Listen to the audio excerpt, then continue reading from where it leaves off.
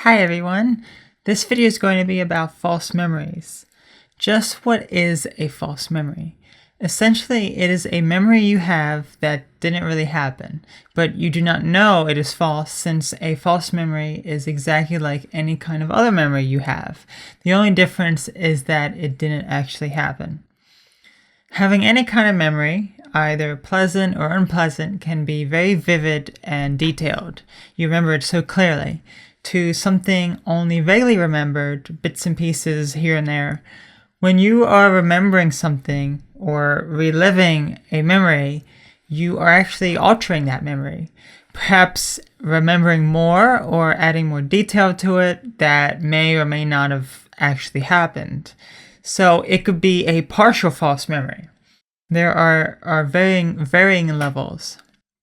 As an example, let's say when you were younger, you remember very vividly when you and your family would go to the park every weekend.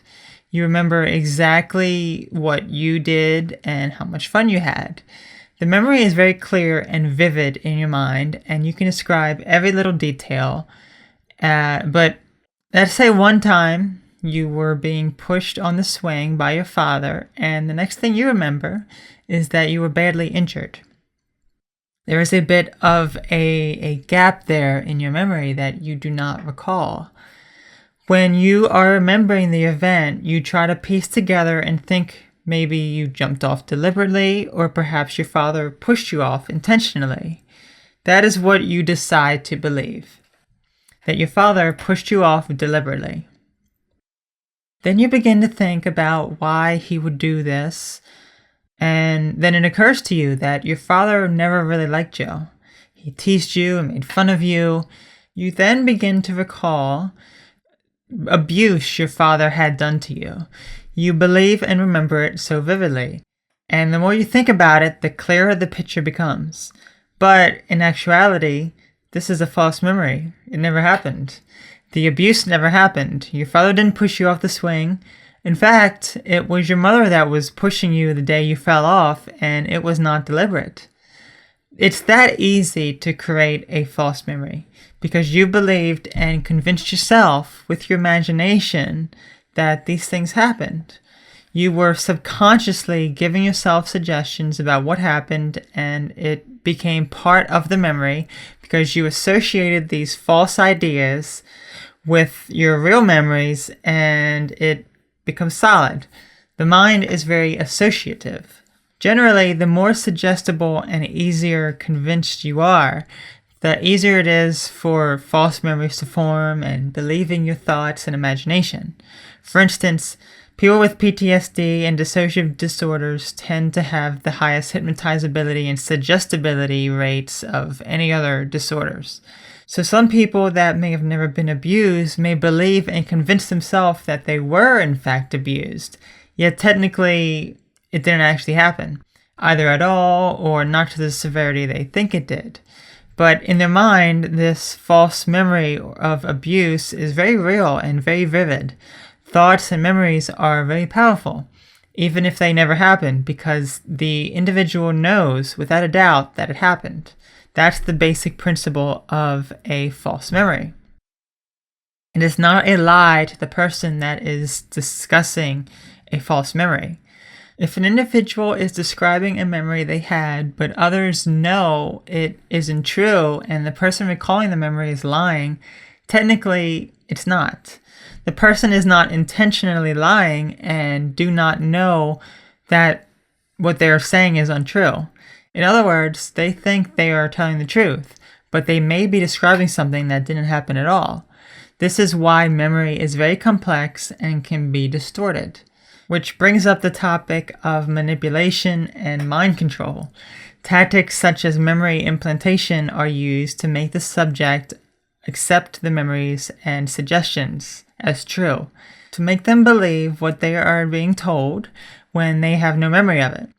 It's not by force, since you cannot accept suggestions that you do not want, but rather to make the individual accept and believe the statements themselves by using easily efficient hypnotic suggestions. Memory implantation can be used by psychologists to get the patient to believe something that is false and never happened. something to be worked on in therapy, or even believing they have a mental disorder that they do not have, so they can take medication and it would cause more problems. I will discuss this and other ways false memories can form in the next section. Now let's discuss some ways false memories can form. As I stated earlier, when we are thinking of a memory or reliving it in a sense, we alter that memory. The severity of change is dependent upon how suggestible you are. Essentially, it is hypnosis. You are accessing your subconscious mind where the information is stored and adding details to it and believing and convincing yourself it happened. You are using your imagination to add details to the memory, to fill in the missing pieces.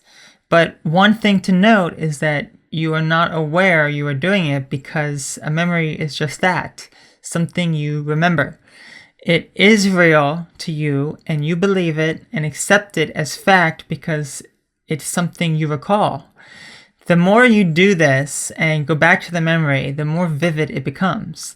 It could be completely false. Which brings me to therapy. Yes, going to a therapist or just talking about trauma or hard to discuss memories can form false memories, especially in those with PTSD and or dissociative disorders. Because as I stated earlier, those with PTSD and dissociative disorders are much more hypnotizable and open to suggestion than the general population. Now, I'm not saying stop seeing your therapist, but be careful of what I am about to say because not all therapists have good intentions. And even the ones that do may not be aware of their involvement in the formation of certain false memories.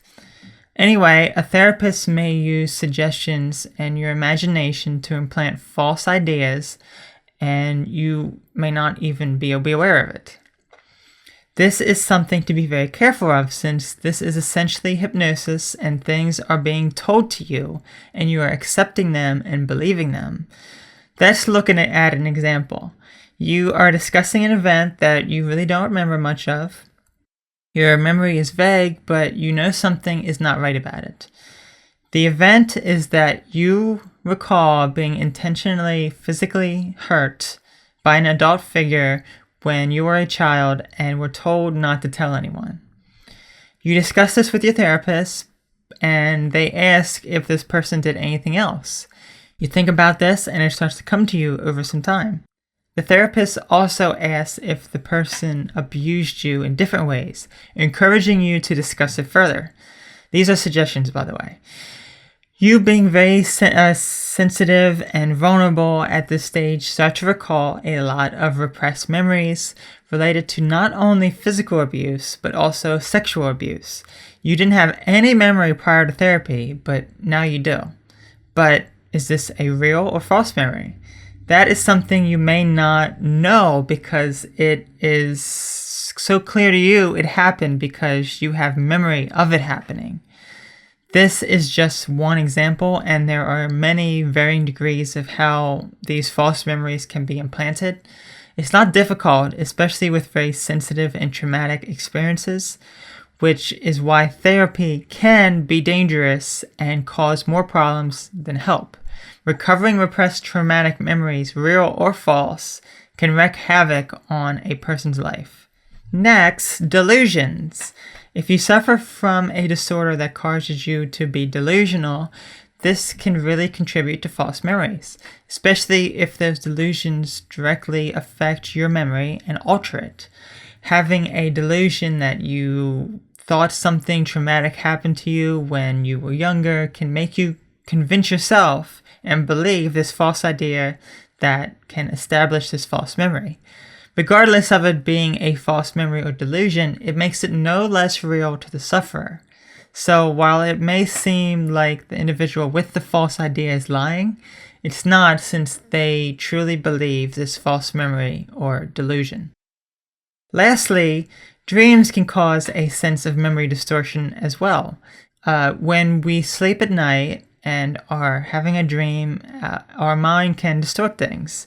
We can have a memory of doing something or something happening to us, and when we wake up, we believe what happened but don't consciously think of it. It's only until maybe later that we find out that it was a dream.